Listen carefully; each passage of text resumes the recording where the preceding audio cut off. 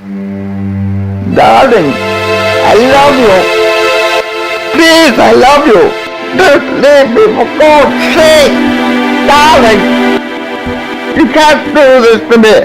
I can't go on. Darling, I love you. For God's sake, please, don't leave me. You make me too. I don't function. I will not be the man I once was. For God's sake, don't leave me.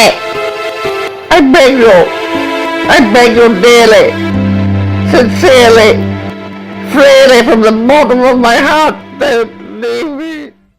Are we here? Are we here now? Good.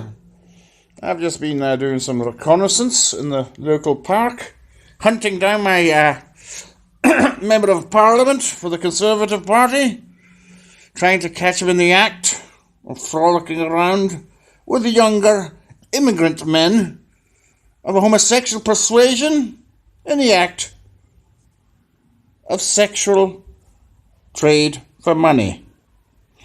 Something that I'm deeply interested in becoming involved in. I just don't know where to start. I thought, I know, I'll contact my local Conservative MP. If there's anybody who knows about buying sex off of men, it's a Conservative MP.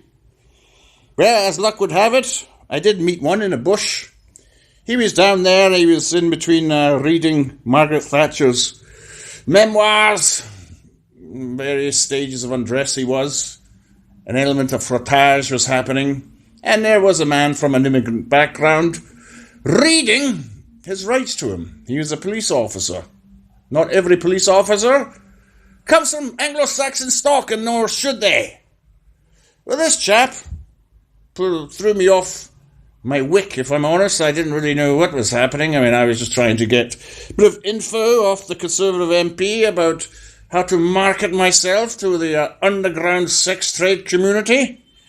And this police officer, he was about 22, 5'2". He was a very little chap. He looked like a garden gnome, if I'm honest. He might have been a garden gnome. For all I know, I was drunk off my tits. I had no idea what was. I was trolleyed, trousered, gazeboed. I was everything under the sun, except cognizant of where I was and why I was. That's why I wanted to talk to the Conservative MP, Member of Parliament for Epping North, he was, which is in the northeast of Londinium. And yet this chap lived in Surrey. We're all Conservative MPs. There's a holding pen for them down there. They keep them in there and they feed them various things, this brandy and, Cuban cigars for a bit of, rebelliousness and, even the occasional female who may go in there. I don't know if they're actually wanted as a companion, to be honest, but they are allowed in there, mostly for cleaning. Cleaning out the stalls, the stables. Because as Conservative MPs, they can be deeply, deeply, deeply ravenous when they have a need to be, and they will give them a chance to have half your hand away, when you're trying to feed them an apple or so. And well, this one, I had him. I've run out of time here. This is getting libelous. That chap, just ignore him and don't vote for him, for God's sake. Do not vote for this chap. I paid him £500 and I didn't even maintain an erection for longer than 15 seconds. And usually I'm a 17 to 20 second man myself, but, Alright, St. Peter, aye. Aye, it's me, it's Alco. Aye, Alco Henderson, aye, for the Cook Gardens. I'm dead. I want to get into heaven. No, I'm definitely supposed to come here, aye. My probation officer said so. I've been a good boy, honest I have. There was that Jambo. And I was going to hit him over the head with a boat iron brew, and I just gave him a kick in the crutch, that's it. So, I've been on my best behaviour, Your Majesty, or whatever, What's that? What I die for? I was drinking paraffin. Aye. Well, look, it was a bad batch. I've had some bloody good vintages of that stuff, but this stuff, it was shite. I don't know what these Saudi Arabian boys are putting in it these days, but that was camel piss. It was awful. And it did for me, I'm telling you, I'm prune breed. I'm dead. Mollicated beyond all repair. Life has kicked my fud in. I've had it. I've shuffled off the steaming coil, or is that how that Robbie Shakespeare said that, whatever his name is, aye. But that's okay, I says, that's all right. I mean, I'll get into heaven, I'll be pure brand new. I mean, I'll get a steady gyro, no problem. Pick up a bit of painting and decorating under the table for my ciggy money. So here I am, St. Peter, you know, Your Highness, you know, I'm here, I'm Alco Henderson, from Mary Hill. Or I don't have a fixed abode right now, but, you know, I'm here, I can do it. Can you open the door? Can you open this gate? It doesn't seem to be opening, St. Peter. I mean, I don't know, maybe your intercom's not working there or something, but I mean, the lock's buggered. I don't know what's going on, but I can't get in here. I mean, no, I don't have any documents. No, I've mislaid them. Yeah, I lost them in the post, I think. I mean, I can't even... I think I used them in the kludgy or something. I mean, I have to get in. I need to use your kludgy. Hello. My teeth are floating. This is your sister. Nice to meet you. Marjorie. Carol. A song in which I combine my two favourite genres, early medieval minstrel music and West Coast gangster rap, called Hey Nonny No, Motherfucker. Smashing your teeth on the side of the curb helps me relax, helps me to calm my nerves. Thrusting your head through a barbed wire fence, then I count to 10 and I feel less tense. Snapping your ribs with a flick of my hand, then a good bloody kick to the side of your nads, and it's hey, nonny no, motherfucker. Ha ha ha. I fucked that up. Scraping your face on the side of the wall, then I cut your tendon so you can't break your fall. Bouncing your skull like a ball on the street, then stuffing your rectum with both of your feet. Removing the two things that make you a man, and then shooting your aunties and stabbing your gran, and it's hey, nonny no, motherfucker. I got it right chord. Ha ha ha.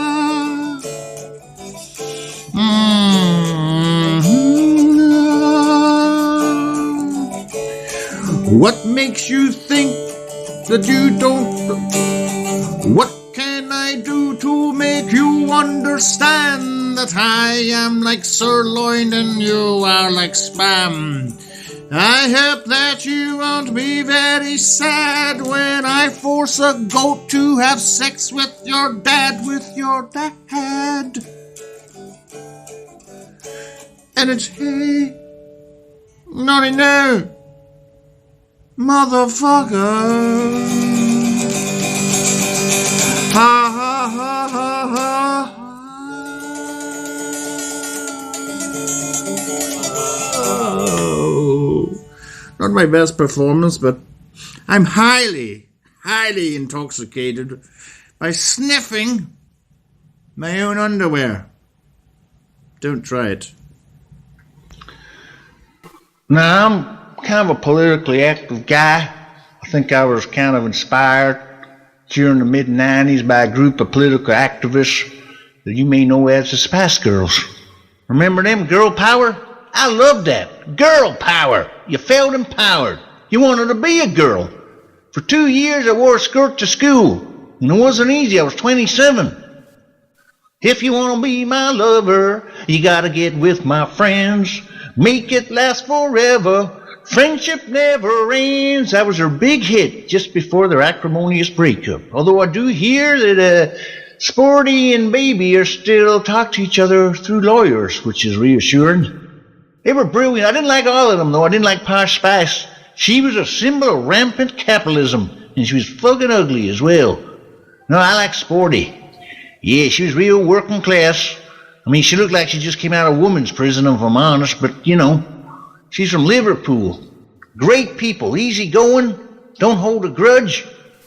Then there were Scary Spice, the proud African queen from Leeds. Yeah, they were certainly the best. Well, there's maybe only one other girl group that can challenge them for the crown, and that, of course, is the Sugar Babes. Woo! Were they good? Man, they were like the pinnacle of diversity. They had everybody in that band. They even had a redhead, like a real one, not like a dyed one like Ginger Spice. I mean, the real thing, and it was different back then, kids. Redheads weren't allowed on TV, you know? And then what happened, though? Mighty Whitey Heidi came in. She divided and conquered. She displaced the indigenous members of the group. Next thing you know, the whole thing's falling apart. She was like a one-woman British Empire. It's terrible. Like the Suez Crisis all over again. You sure? You seem like S Club Junior fan. That's why I tell police to take your hard drive. Well, I won't lie to you, I am feeling rather rocky. Once again, I've woken up and my nads are swinging to and fro like a pair of those things you used to have when you were a child. I forget what they're called. Remember those things? God, I love those things. They're on strings. There were two balls and used to go like that, and the two balls would bang against each other. Quite symbolic in a way, because that would prepare you for your teenage years. And your testes would finally drop, and they would bang against each other. For the sheer fact that you're not banging anyone else. That's a pun. I'm not asking for excuse. That's a dialect there, not real English. So, my nads are in pain because I've been doing yoga. Yes, I've been smearing my body in yoga. No, that's yogurt. No, this is a different form. This is a different tradition. This is yoga. It's named after that small green chap in the Star Trek movies, you know? The one with Mark Hamill. Or Hamas, I'm not sure. Yes, I was going to mention something about that. The Star Trek movies. You've got this chap. What's Star Trek? I don't know. The one, the one with the big hairy chap. Who's the hairy chap? Not Sean Connery. Who's the other one? Well, he has no hair. He has lots of hair below the neckline. He's basically taller than his hair. Like, he's a very hairy chap, but he just grew through his hair. Unfortunately, Sean. The one and only Big Tam, as he's known colloquially in his home tune of Edinburgh. Right. Where was I? Star Trek. Yes. Star Wars. Yes. What's different from Star Trek? As it has a different... A trek is a noun, and a war is also a noun, but it's plural. So that is entirely the difference between both franchises. Star Trek, or a trek. Trek could be a collective noun, a trek in general. And war could also be a collective noun. So they've really fucked it up now, haven't they? Why did anybody watch these pieces of shit films anyway? They're fucking awful. So I'm doing yoga. And there I am, biding my time, bending over, or over-bending. Take your anus, put it before your head. Your anus and your head before. I'm going to stop this one. I'm getting flustered.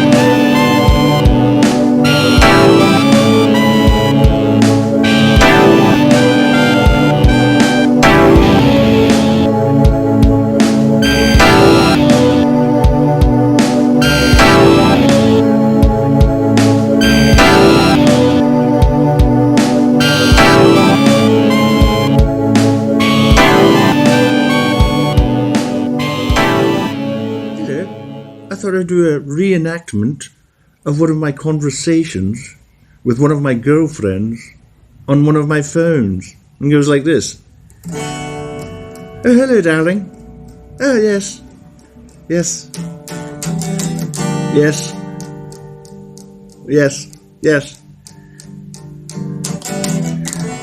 Yes. Yes, yes, that's, yes, but, yes. Yes, but. Yes, yes, that's true, yes. Yep, but, yes. Yes. Yes. Yes. Yes, darling, yes. Yes. Yes. Okay. Yes, I'm aware of that. Yes, yes, I know. Yes, I know. I know. Yes.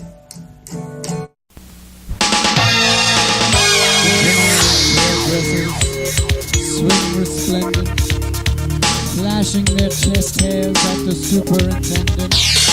And what is the charge against the defendant? Michael Smythe is founder and president of Impact Revenue, Inc. Toilet attendant. His organization researches and teaches advanced sales effectiveness.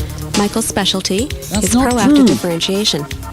Much more than the traditional approach to selling products, services, and ideas, his focus is on how to create a sustainable competitive advantage by teaching salespeople how to effectively differentiate themselves from their competitors in a variety of ways. Michael has had tremendous success in working with a number of the world's leading companies. What are you doing? His work is getting rave reviews and produces unparalleled results. After attending one of Michael's seminars, 2-time Xerox salesperson of... Okay, this one shall be up close and personal. Like I was referring to Star Wars earlier. Now I have a theory about the inculcation and inspiration of Al-Qaeda and ISIS. Remember ISIS? The name of the hairdresser down your local shopping mall? Well, they were also a fanatically and fundamentally influential Salafist, Wahhabist organization of terror. And I think their main inspiration was the film franchise of Star Wars. If you look at it, it is based on a young chap from a desert wasteland who teams up with his other freedom fighters against an evil empire. And how do they do that? By flying up and destroying a symbol of all the power and wealth of that empire. Ring any bells? Use the Force, young Al Kenobi. And if that doesn't work, why not try fucking United 93? Perhaps some, I don't know, chapati flour and fertilizer. Or even your underwear or a shoe to place the said explosive device. Now, there wasn't a lot of the underwear bomber. I wouldn't say he's a true hero because this is going online, and let's face it, I don't want to be surveilled any more than I already am. But the underwear bomber shall forever be known as the underwear bomber, unless he just comes up with something. What else can he do to overshadow underwear bomber? The lingerie bomber, perhaps. Yes? That would be more humiliating than the underwear bomber. The butt plug bomber? Lingerie would probably be worse, especially in the circles he travels in. Underwear bomber. Lingerie bomber. Crotchless panties bomber. What else do I wear? I don't wear these things. I don't. Certainly not on a free video service. I am highly paid if I ever get around to doing that, which I do. And email me, I'll give you the details. So the lingerie bomber, the nipple clamp bomber, Prince Albert bomber. I have inserted a bomb through the head of my penis, and I shall now marry Queen Victoria. And speak in a German accent. It worked for him, why not for you?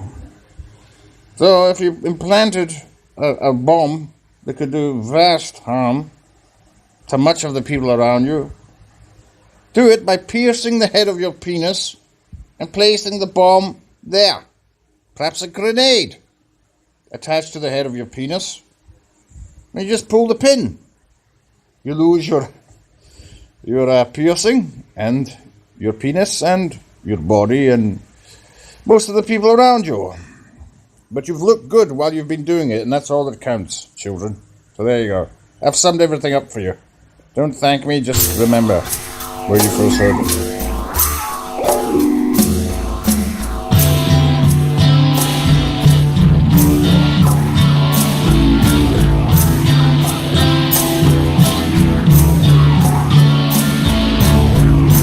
Mademoiselle, my British rose, my très jolie femme de UK. How I love to hear your penetrating voice after you've binged on Chardonnay. Or you have 1, 2, 3, 4, 5, 6, maybe 7 bottles of hooch. That's why I love my mademoiselle.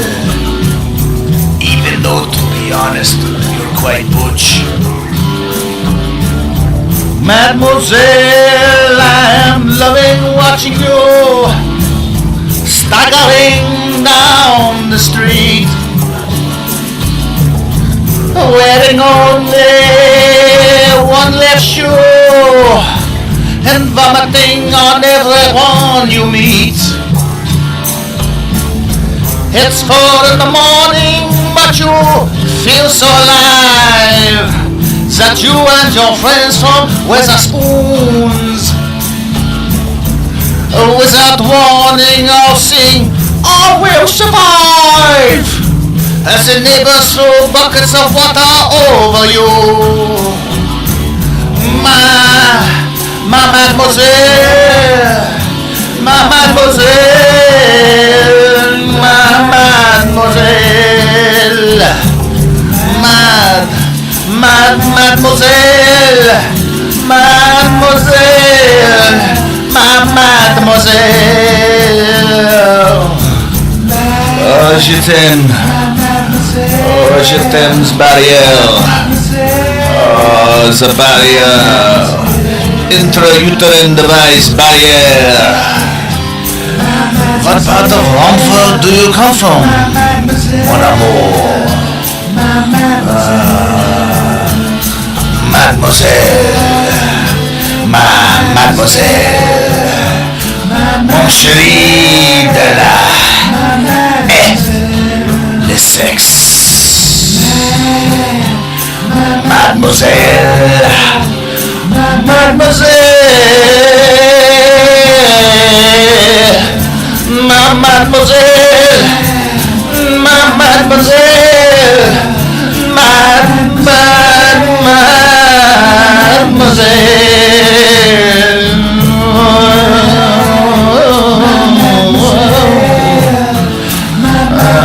It's got to sound like you say Spanish now.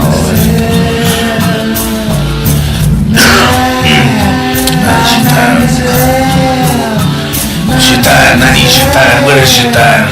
You, roast beef pig, fetch my Chitan. Sorry, madam, I meant. Oh, you're a man? Okay, I don't know. I just woke up. Sleeping in a coffin. It's very, very chic. Toi, senor. I don't speak French well, I apologize. Those the other French people out there, I want to say, your football team is shit. And I love them for that. They don't give a shit, huh? Fuck you, Mr. fucking manager. Piss off, wanker, shit-hair brow, mother, swine. Don't cough, wrong language again. What a team, huh? All this buttocks of a baby starling. In the morning, hovering over la scène in Paris. I can get you cheap tickets if you want to. I know a guy, Pierre, he's a good guy. Give you a tour. You have a good time, I do. What can I say? It's World Cup Eve now, and you're listening to this 100 some from now in the future. You're wondering why I'm talking about the World Cup. It's on tomorrow's final, so well, fire this fucking drummery shit.